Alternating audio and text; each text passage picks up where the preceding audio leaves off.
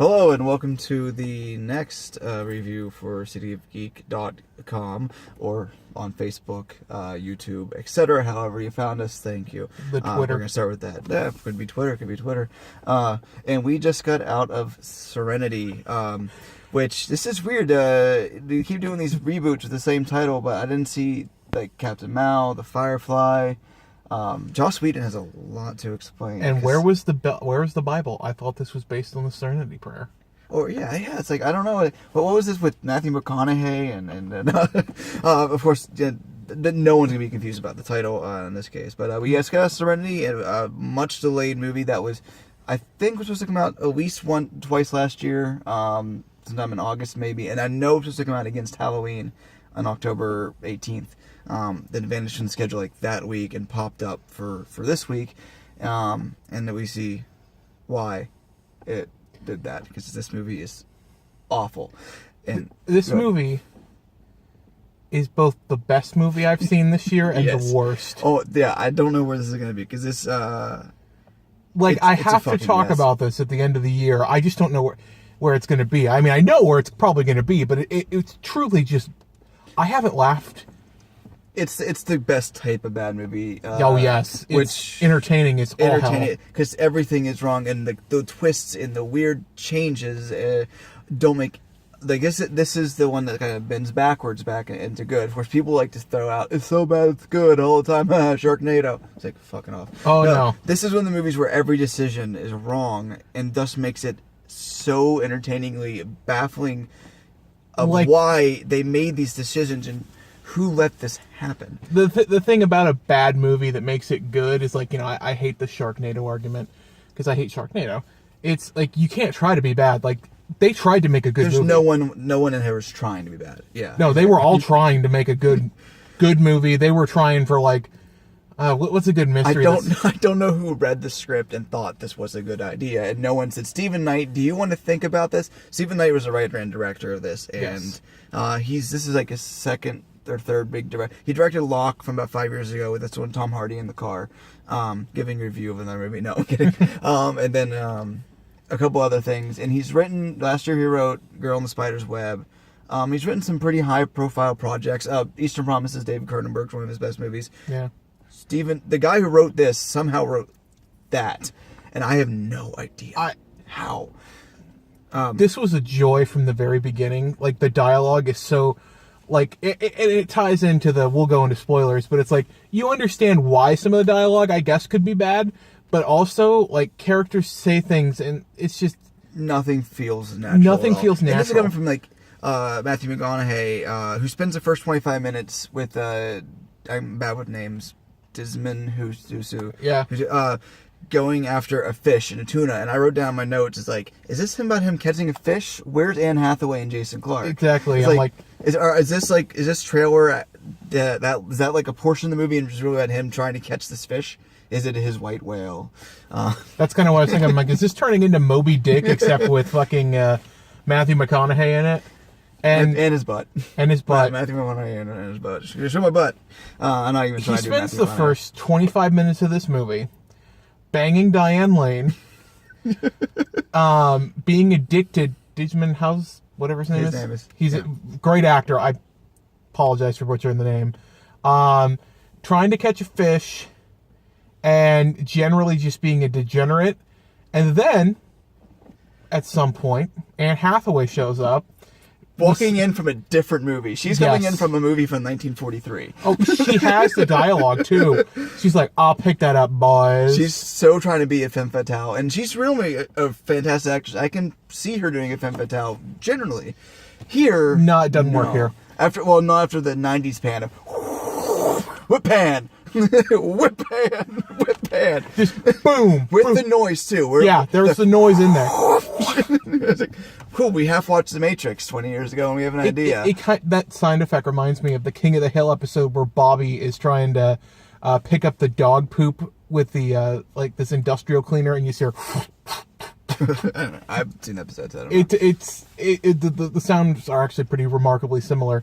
But then she shows up to double and then the style plotting of like, I need you to go out with my husband and not push him off a train, but push him off your boat. Yeah, kill him. And I'll give you $10 million. And the husband's played by Jason Clarke. Kim's favorite actor. Who normally she calls a charisma suck. But here he is not acting his ass off. He seemed like he is high in cocaine, chewing the scenery, which is weird because he normally plays things low and simmering. It's weird to see him come in and McConaughey it up. McConaughey goes slow and simmering. It's like he switched roles halfway through. I know. It's like they gave him a bunch of drugs and we're like, okay, so you're high as shit. Act like Matthew McConaughey. And he's like, you come here, baby. I'm gonna beat you with my belt. Daddy's gonna choke you. The daddy mommy thing is like Mike Pence's wet dreams. And after he meets Anne Hathaway, he's like, oh, I won't help you kill her, bullshit. He goes back to his house, and Diane Lane's waiting there. And who is she? Find the cat. Time to pet the kitty. Fuck Kitty. It's hard to wear. Is she Kitty or is he Kitty? Because she refers to them both as Kitty. And there's actually a cat. Who's there's a legit listening cat. to them have sex. Yeah. Like, I want in. Because she says, like, oh, cat, well, you found the kitty. And then she goes to go down on him. Yes. And then she calls him Kitty. And then he goes... When she watches him on the boat. After she poor little kitty. After she kind of vanishes from the narrative, and occasionally it cuts over to her looking outside at him on the boat. It's like, you have nothing to do in this movie. You had nothing to do with the movie to start with. Yeah. Except for I'm a hooker without any hooks. Eventually, she just pretty much is on the porch, and that's all of her character. And then after about half hour in, you see her in the background, just hanging out. She's just kind of there collecting her check. And this is definitely a check movie. This is the script is awful, but Vacation in the Caribbean. All right. Yeah, it works. Adam Sandler. It's going to work for them. And there's a scene right after he fucks Diane Lane, I think for the second or third time, where he's like, I'm going to go take a shower. And Matthew McConaughey strips naked. You see his ass in full display. This is when it was whip pans a bunch of times around him. Yes. Keeping the camera high. Sorry, ladies. You don't see Matthew McConaughey's McConaughey. His bongos. You do see a silhouette as he's swimming. He jumps into the ocean. He goes into the ocean. He sees a young boy there, also naked. In the movie tells us that this is his son. That's his son, but he swims. They swim towards each other naked. What? I sat there and just... It's oddly sexual, which is weird. I felt weird. I'm like, should I be feeling... Is this... No. Because they're looking at each other and they get really close. And he's like, hey, what's up? Pretty much. And I'm like, what the fuck is going on? Because this kid, Patrick, which he says is his son a couple times, who Patrick has this weird connection in which, like, we occasionally see Patrick's memories while he dreams. There's ultimately a reason for this, but it's weird at first. Yeah. And then Patrick's like fucking around on this computer and it's like, okay, is he here? Is he what? How old is he? It says 13 years ago, but this whole thing happened to like 8, whatever, blah, blah, blah. And then when he spills the water and he's like, Patrick, is that you? And I'm like, and that's weird too. And then there's that lawyer, the lawyer who looks like Peter from The Room is following him around. Yeah. Missed him by 8 seconds. Yeah, it's really weird, and this dude's just like creepily looking at him the whole time. He's like, missed him. Oh, I'm off. My variance is off. He's talking like a fucking robot. And then, and they established that, Jason Clarke's obviously the bad guy. And they're like, oh no, you gotta kill him. Doesn't kill him the first time. And then it takes the weirdest turn. Yeah, which literally made me go, fuck off in the middle of the movie, kind of softly. Yeah. All right, we're going to get, before we've been kind of spoilery here, but we're going to get super spoilery now. Super spoiler. Right, so before we get into that, I'm going to say, I've seen 5 movies that came out this year of 20. Escape Room, this, Glass, Pledge, and Replicas. I've seen the first 3. All of those have... Every one of these movies has a twist of either a big twist or a giant or a little twist. Some sort of change to the narrative that makes you look at the previous beginning of the movie, where everything's before. 5 movies have had a twist, and none of them have really come to have worked. Like Escape Rooms makes sense in the narrative. Replicas isn't much of a twist, but it's enough that one you can see coming up. Pledge is okay, but besides the twist thing, I'm surprised out of the 5 movies I've seen this year that Escape Room is the best of them. Yes. The ones with Bruce Willis James McAvoy and Samuel L. Jackson and everyone in this movie, Jason Clarke, Matthew McConaughey, and Anne Hathaway, would be the worst. Because I liked The Pledge more than I liked the last in this. Even though this is more entertaining than most of those. So, yeah. And no, I thought this was more entertaining for sure than even Escape Room. But by far, Escape Room was a better movie. That said, let's go into that stupid fucking twist. The twist is the entirety of his existence on this island is a video game that's being coded by his son while he listens to his mom getting beaten by Jason Clarke in the real world. 24/7. 24/7. Like, how is she not dead? And I feel bad making fun of that's domestic not violence. at all. It's not funny at all. But just the way it's presented in this movie, in which it sounds like they're going at it like right outside of his door all day. Yeah. Every day. Every day. So it's a fucking video game. It is a fucking video game. And then the game starts to work against him because they're like, why is the creator changing the rules? Because originally it's a fishing simulator where he catches a fish. It's weird because it seems like, is he in control or is he being programmed? Is he changing things? Is the lawyer trying to keep things from being changed and he has his own sentience? What is going on? Who has control over what? And then, like, the Diane Lane's kid shows up to be a bug in the program. Yeah. But did the son put him? Did Patrick put him there? Is the game thinking on its own? These are questions I need answered. Which is weird. Okay, so after they say it's a game, this is just a nitpick here. They say this island is on its own in the middle of nowhere. But when they're in the harbor, you can clearly see other islands and mountains in the distance. It's like, no, you're not alone. I can look right over there and see a giant mansion on another island with mountains behind it. I know it's a very stupid nitpick. True, though. But I go in there and delete that. My weird part about this is, okay, so if this entire world's made by the kid, that means he imagined his dad fucking Diane Lane. Coded it. Coded that shit. And he gets surprised. He has a bit of money every time it's like he has sex with a hooker in GTA. No, or he's skill a hooker in GTA.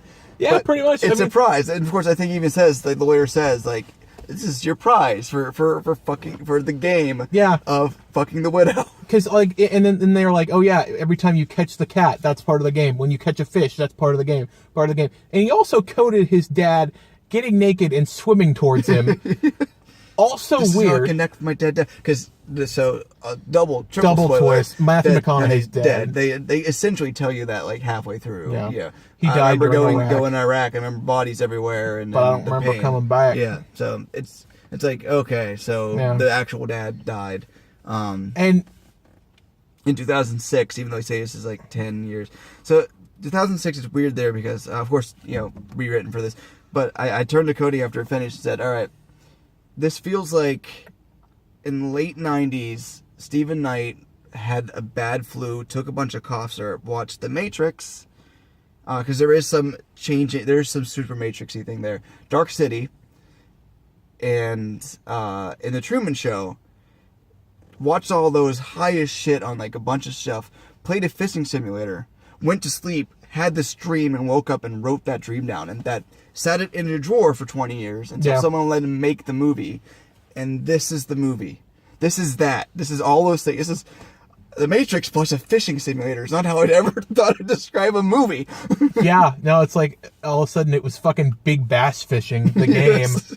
Except, you're fucking prostitutes, and it's... Or he's the prostitute, really. He is the prostitute. It is the strangest fucking movie, and it's got Jason Clarke beating the shit out of Anne Hathaway. It's pretending like she's from the 40s. Who's acting like she's stepping out of 1940. There's the weird exposition lady, like the lady in the bait shop, hook shop, reminded me of the flower scene in The Room. Yes, you're my favorite customer. But like the way she was talking, it feels like that, and like it's this weird exposition that they tell you 3 times in a row. information that no one should know. Like, apparently everyone's Iowa knows that Jason Clarke beat the shit out of Anne Hathaway. And that in was one detail. In detail, like someone's like, for an hour and a half. He stripped her naked and went over her body with a comb to see if she had any new bruises. It's like, how? Was someone in the room? Was there a reporter like am I gonna get tipped? Can I leave now? Yeah. The standing there off screen with his hand out watching this happen. And I genuinely feel like we actually saw Anne Hathaway, Matthew McConaughey get drunk and fuck in front of us. That was a weird sequence. That was a really weird sequence. Oh, we're not together.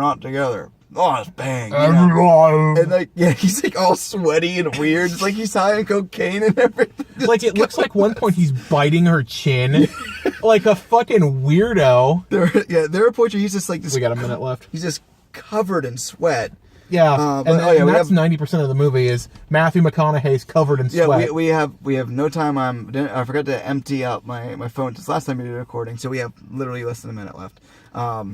Go fucking see this movie. We just spoiled it for you so you know what's going to happen, but take your friends and don't tell them what's going to happen.